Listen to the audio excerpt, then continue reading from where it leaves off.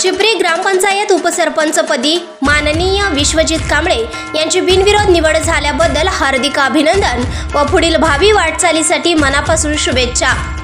शुभेच्छुक माननीय विकास कांबळे सामाजिक कार्यकर्ते, लोकनेते तसेच चिपरी ग्रामपंचायत प्रभाग क्रमांक 5 मधील सर्व नागरिक यांच्याकडून हार्दिक शुभेच्छा।